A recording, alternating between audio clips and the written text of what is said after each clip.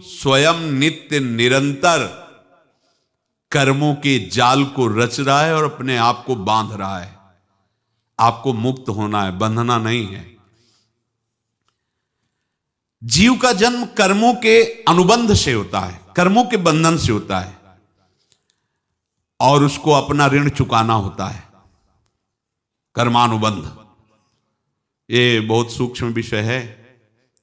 जैसे आप जिस परिवार में जन्म लिए हैं तो उस परिवार के लोगों से आपका ऋण है, इसलिए उसी परिवार में आप आए हैं, और ऋणानुबंध उसको बिना चुकाए या बिना वसूल किए आप वहां से जाएंगे नहीं। आपको लेना है तो वसूल करना है, और देना है तो चुकाना है। ये पूर्व के जन्मों से निश्चित किया गया है। जैसे किसी के यहां पुत्र हुआ, जन्म से ही पैसा खर्चा शुरू हुआ, जो बड़ा हुआ तो उद्दंडता के द्वारा मार पूरे परिवार को क्लेश पर क्लेश देता चला जा रहा है। ये तुम्हारे कर्म का फल है। या ऐसे शक्तिहीन बुद्धिहीन ऐसे पागल पूरे जीवन सेवा करो, तुमसे अपना हिसाब चुकाने के लिए वो आया है। अब परिवार के जो सदस्य जुड़े आके, मतलब पत्नी आते ही पूरी हृदय में आनंद, परिवार में आनंद, और जीवन भर वो आनंद ही सुख देने के लिए उसका जन्म हुआ। वो अपना ऋणानुबंध मुक्त, और आते ही भयंकर क्लेश खड़ा कर दिया, बीच में दीवाल और झगड़ा वैसा, फिर अतरे दिन मारपीट शुरू, कलह अशांति, पूरा जीवन नरक हिसाब करने आए। यहां ऋण चुकाए बिना कोई जा नहीं सकता, ऋण चुकाना पड़ेगा। किसी का ऋण वसूल करना है तो किसी को ऋण चुकाना है, दोनों काम करने होते हैं। अनेक जन्मों में अनेक लोगों के साथ हमने जो बर्ताव किए हैं, अच्छे या बुरे, वो होंगे। अब किसी आदमी को हम जानते नहीं, अचानक मिला, अचानक टक्कर लगा और मार पीट गाली गुप्ता सब कर दिया, चुपचाप सह लो। क्यों? ये आपका हिसाब है, पूर्व का हिसाब। हमारा उससे कोई द्वेष नहीं, कोई संकल्प नहीं। अचानक घटना घटी और हमसे द्वेष करने लगा, हमें पीटने लगा, हमें गालियां दे, ये हिसाब है, चुपचाप सह जाओ। अपने घर का भाई ही भारी दुश्मन बन गया और क्लेश, हिसाब है। एक प्रभुदत्त ब्रह्मचारी जी की वाणी में पढ़ा था, एक महात्मा जी भ्रमण करते थे तो उस समय असरफियां चलती थी, मोहरे असरफियां, तो उनको भेंट में देते लोग। तो या तो ठाकुर सेवा में लगे तत्काल, या संत सेवा में तत्काल लगे, उसका संग्रह करके डोलना ये ठीक नहीं है। बैरागी के लिए सिद्धांत में ये ठीक नहीं है।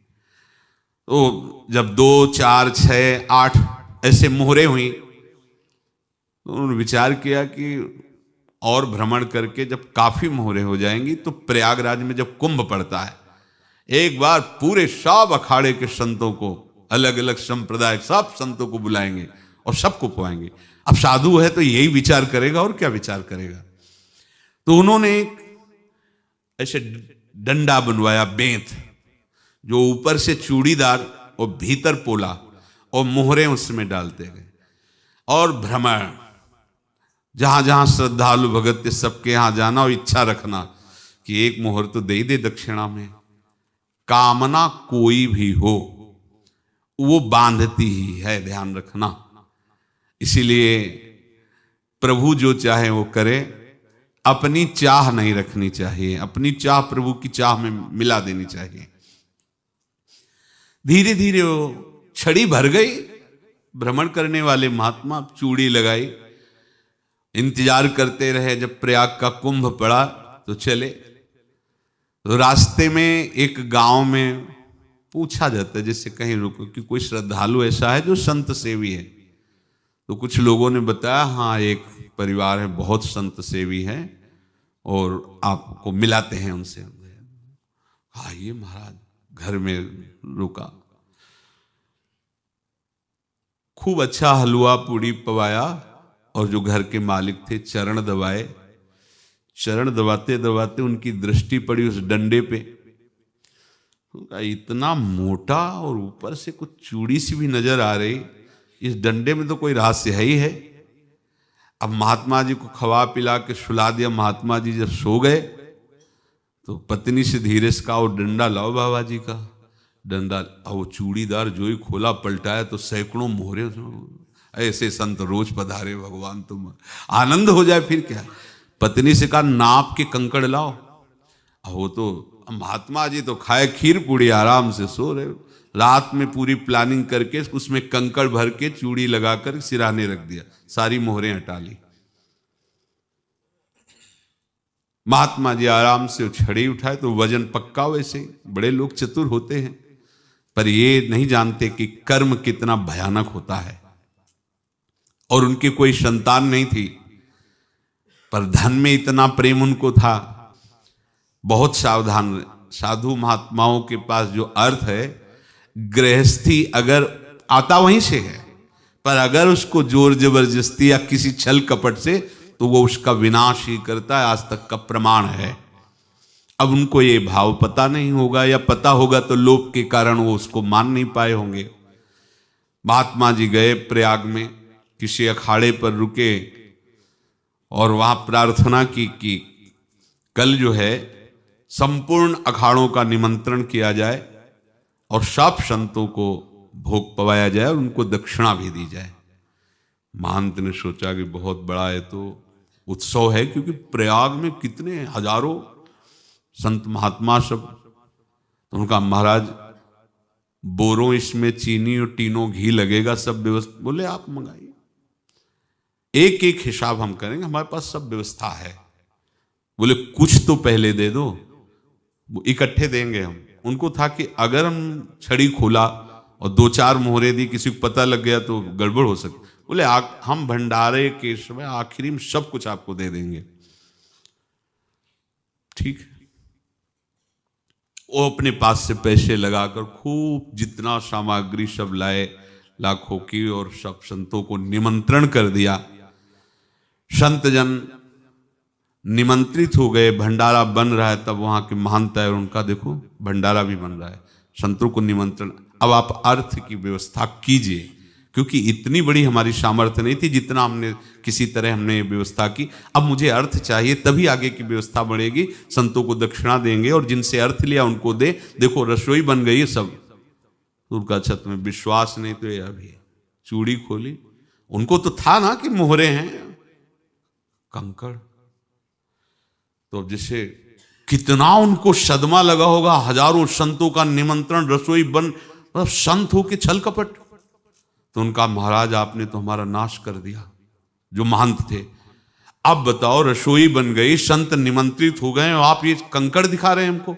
आपने तो हमें बर्बाद कर दिया। हमारी इतनी सामर्थ्य नहीं थी, आप पहले बता देते। संत होकर ऐसा छल कपट।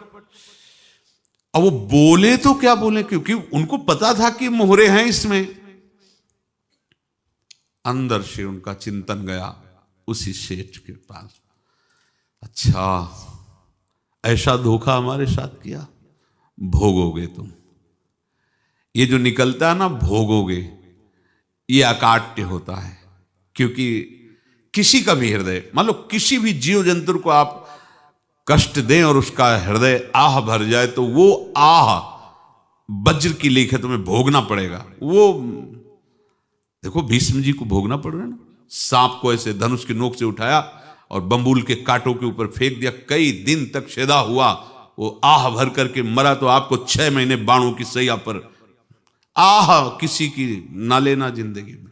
कोई ऐसा कोई आह भर करके कह दिया तुम समर्थ हो, हम तो कुछ कर नहीं सकते, और अंदर से दुखी, फिर तुम्हारी सामर्थ्य काम नहीं करेगी, मिट्टी में मिला देगी। फिर ये तो संत थे और भगवत आराधना के लिए, संत आराधना के लिए ही ऐसा किए हुए थे। अब इनका कैसे मुंह दिखाएं, अब क्या करें। सुबह संत जन आएंगे, सबके बीच में हमारी कि देखो इन्होंने, अब क्या करें। गए और संगम में जाके छलांग लगाई, अपने प्राण त्याग दिए। अब उनके तो पास मोहरे थी और व्यापार बढ़ा, और 9-10 महीने बाद ही लड़का हुआ। अब तो उनको कि संत फलीभूत हो गया। देखो व्यापार चल रहा, लड़का नहीं होता था, लड़का भी हो गया। बड़ा आनंद छा रहा है। जब से वो प्रकट हुए और धन की वृद्धि शुरू हो गई, पढ़ाई लिखाई में उनके खर्चा हुआ सब, बस बीमारी शुरू हो गई उनके शरीर में, अब उसमें पैसा जाना शुरू हुआ। इतने आसक्त वो दोनों हो गए कि कुछ भी हो, व्यापार ठप, संपत्ति बेचना शुरू। तो उन्होंने कहा कि बेटा मैं क्या कर सकता हूं तुम्हारे लिए? बोले हमारी अंतिम इच्छा है प्रयाग चलो, और जितने प्रयाग में संत महात्मा सबको एक बार भंडारा करवाओ, हमारी इच्छा अंतिम है, क्योंकि अंतिम यही इच्छा थी। तो बोले अब ज्यादा संपत्ति तो नहीं रह गई, तो बोले घर बेच दो, मेरे लिए ही तो है, बेच दो। मुझे लगता मैं बचूंगा नहीं, पर मेरी अंतिम इच्छा पूर्ण कर दो। घर बेच दिया, जेवर बेच दी। वहां गए, जब संत सेवा की तो बोले मुझे संगम तक ले चलो। संगम तक ले गए और बोले समझे तुम चुराए थे और हमने उसको छीना है, कुछ नहीं रह गया तेरे पास कुछ, अब केवल ममता और आसक्ति में जलकर मर और नरक प्राप्त कर। मैं वही महात्मा हूं जिसकी तूने मोहरे ली थी, शरीर छोड़ दिया। महात्मा को जन्म लेना पड़ा और इनको दुर्गति भोगनी पड़ी। ऋणानुबंध होश में, ऐसा नहीं कि आप जो कर रहे हैं कोई देख नहीं रहा, कोई हिसाब किताब नहीं, जो कर रहे हैं अवश्य में भोक्तव्यम, बहुत सावधान। अनेक जन्मों में अनेक लोगों से जो कुछ लिया दिया है, इस लेने देने को मिटा देने के बाद ही तुम मुक्त हो गए। इसीलिए एक उपाय है, लेना न देना, मगन रहना। क्या? मालिक को समर्पित हो जाओ, मालिक को अपना माना हुआ समर्पित कर दो, खत्म। अहम त्वाम स्वरूपापेभ्यो मोक्षयिष्यामि, सब खत्म, आगे पीछे लेना देना सब खत्म। एकादश स्कंद में भगवान श्री कृष्णचंद्र जी ने कहा जो मेरे चरणों का आश्रय लेकर भक्त मेरा भक्ति करता है, उसके पितृ ऋण, मातृ ऋण, देव ऋण, ऋषि ऋण, सब ऋणों से मैं मुक्त कर देता हूं। बस यही एक उपाय है जो इसके बंद करने का उपाय भक्तों के लिए है, वो यही है, भगवान की शरण में होकर अपना माना हुआ पूरा भगवान के अर्पित कर दो। अर्पित करने का तात्पर्य उसमें अहम हटा दो। तो दियम वस्तु गोविंदम तुभ्यमेव समर्पय। जिनसे तुमने सेवा करवाई है उनकी सेवा करनी पड़ेगी, जिनसे तुमने जो कुछ लिया है उनको देना पड़ेगा। ये लेने देने का व्यापार जब तक समाप्त नहीं होगा तब तक तुम्हारा जन्म मरण चलता रहेगा। अब आपको यहां समझना है, यदि आपसे किसी ने पैसे लिए और बेईमानी करके नहीं दे रहा है तो आप उसको गाली मत दीजिए, आपने बेईमानी की थी इसलिए आपकी बेईमानी हुई है, ले गया, कोई बात नहीं है, बंधन से मुक्त हुए, जो बोझा था चला गया। उसको ऐसा ना देखे कि ये बेईमान हमारे रुपए मार लिए, अब जो कुछ होगा देखेंगे। अगर आप आगे नया कुछ करते हैं तो फिर आगे का हिसाब आपको भोगना पड़ेगा, ध्यान रखना। ऐसा नहीं है कि आपको भोगना नहीं पड़ेगा। एक ही उपाय है कि अब जो शरीर धारण किए इसी में जो भोग ले, आगे ना होना चाहिए। तो क्या करे? सर्वतो भावेन भगवान की शरण ले ले। ये तो सर्वाणि कर्माणि मयि सन्न्यस्य मत्पराहा अनन्ये नैव योगेन माम ध्यायन्तु उपासते तेषामहं समुद्धर्ता मृत्यु संसार से। ये बड़ा कठिन है पार होना, कोई छोटी मोटी बात है। एक महात्मा बाल्यावस्था से भजन करते थे, शालिग्राम भगवान पास रखते थे और उन्हीं की आराधना करके बस पाठ, नाम, जप और भ्रमण करते थे। यौवन अवस्था थी, गंगा जी के किनारे अपने ठाकुर को विराजमान करके स्नान करने के लिए कपड़ा ही उतार रहे थे कि 90 लोग आ गए, भाला तलवार सब ले, मारो मारो इसको मारो, घेर लिया। तो उन्होंने हाथ जोड़कर कहा हमने क्या अपराध किया, कोई सुन ही नहीं रहा। तो उन्होंने कहा मार तो डालोगे ही आप, 90 लोग, हम कोई अस्त्र शस्त्र तो लिए नहीं, एक बार हमें गंगा में डुबकी लगा देने दो और अपने ठाकुर को स्नान करा देने दो, फिर इसके बाद आप मार देना। भगवत इच्छा से वो लोग रुक गए, स्नान किया और अंदर से प्रार्थना की, प्रभु ये क्या लीला है आपकी, आपके सिवा मेरा कोई है नहीं और ये मुझे मारना चाहते हैं। तो भगवान ने जानते हो क्या कहा उनके अंतर में, तुम मेरे में ध्यानस्थ हो करके शरीर को छोड़ो, ये लोग मारेंगे। ये मेरे भजन का फल है कि तुम्हें 90 जन्म नहीं लेना पड़ेगा। एक ही जन्म में 90 मिलके, तुमने 90 हिंसा की थी पूर्व में, तो तुम्हें 90 बार जन्म लेना होता और एक एक करके मारते। ये मेरे भजन का प्रताप है कि एक बार में ही 90 का हिसाब हो जाएगा। तुम आंख मूंदो, मेरे ध्यान में मगन रहो, मेरे प्रताप से तुम्हें कोई चोट नहीं होगी और स्वाभाविक मूर्छावस्था में प्राण तुम्हारे छूट जाए। ऐसा ही हुआ, ऐसा हुआ। तो ये बात समझ लो कि ये जो कर्मानुबंध है, ऋणानुबंध है। आप देखो, अगर शाप महात्माओं ने दिया कि तुम्हारे वंश का इससे विनाश होगा, तो भगवान भी परम धाम जा रहे तो उसी कील से, बाण की नोक में जो मछली लील गई थी, छोटा कण, उसी से की नोक बनाई और उसी नोक को प्रहार किया। भगवान के श्री चरण में वही बाण की नोक लगी और भगवान ने स्वीकार किया ना। भगवान का बड़ा लीला विचित्र है। अगर छुप करके उधर रामावतार में बात, तो इधर ऐसे स्वीकार किया है भगवान ने। ऐसा कहीं नहीं दिखाया कि मैं भगवान हूं तो मैं अपने लिए, ऐसा नहीं दिखाया। नारद जी का हित किया पर नारद जी ने शाप दिया तो भगवान ने स्वीकार किया। बंदरों ने ही सहायता की, जैसा बोले थे वैसा। ये लीला इस शरीर में भोगनी पड़ेगी। हाँ, ज्यादा को कम में भुगता देंगे, पर अब अगला शरीर ना मिले, इसके लिए सर्वतो भावेन भगवान के आश्रित हो जाए। जैसे आपने दुकान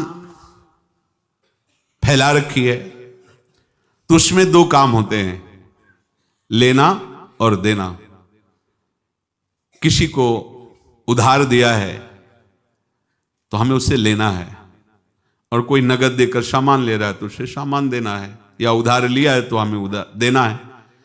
अब अगर दुकान बंद करनी है तो तुम्हें देने वालों पर जोर देना है, लेने वालों पर जोर नहीं। लेने वाला तो जाओ हम क्षमा किया, समर्पित किया, हमारा कोई संबंध नहीं, खत्म हो जाए, वो खुशी हो जाएगा। लेकिन देने वाला तुम अगर दुकान भी उठा दोगे तो जहां भी रहोगे तुम्हारे पास वो आएगा, लाइए हमारा। तो देने पर नजर रखिए, जिसका जिसका हिसाब है वो आपके सामने आता जाए, हटाते जाओ। लेने पर नजर मत रखिए और दुकान फौरन उठा दीजिए, नहीं अगर लेते देते रहे तो चलता रहेगा।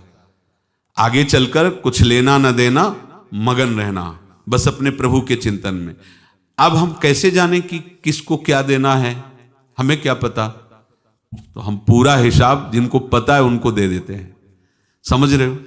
उनको पता है क्या लेना है क्या देना है, तो इनके पास पहुंच गए, सरकारी हिसाब से सब बराबर कर देंगे। हमको अपनी जिम्मेवारी इनकी चरणों में समर्पित कर देना है, तभी हम जीवन मुक्त होंगे। ये रहस्य की बात है।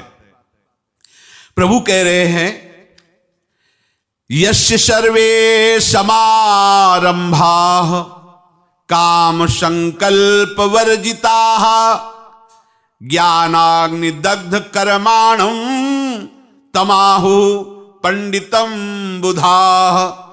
जिसके संपूर्ण कर्मों के आरंभ संकल्प और कामना से रहित हैं, तथा जिसके संपूर्ण कर्म ज्ञान रूपी अग्नि से जल गए हैं, उसको ज्ञानी जन भी पंडित कहते हैं, बुद्धिमान कहते हैं। पूज्य श्री भाई जी महाराज कह रहे हैं, जैसे वहां ज्ञानाग्नि से दग्ध कह रहे हैं, तो अपने वृंदावन वासियों का प्रेमाग्नि से सब कर्म संस्कार दग्न होते हैं। जिस समय आपके हृदय में भगवत प्रेम का प्रादुर्भाव होगा तो लेश मात्र कभी तुम्हें दुख नहीं भोगना पड़ेगा। प्रेम का प्रादुर्भाव होते ही दुख का नाश हो जाता है, महासुख। जब प्रेम का प्रादुर्भाव होगा तो समस्त पाप भस्म हो जाते हैं, अशांति नष्ट हो जाती है, संसार ज्वाला स्पर्श भी नहीं कर सकती है। जब भगवत प्रेम का प्रादुर्भाव होता है तो हो सकता है उस उपासक के जीवन में दुखों का पहाड़ टूट पड़े, परिवार खिलाफ, शरीर रोगी, अव्यवस्था, बहुत बहुत कुछ, सब कुछ। कह रहे हैं इतना सब होने पर भी उसके हृदय में कोई भी दुख नहीं होता। ऐसा सामर्थ्यशाली भगवत प्रेम है। भगवान के चरणारविंद का जिसके हृदय में प्रेम है, भारी से भारी दुख भी उनको विचलित नहीं कर सकता।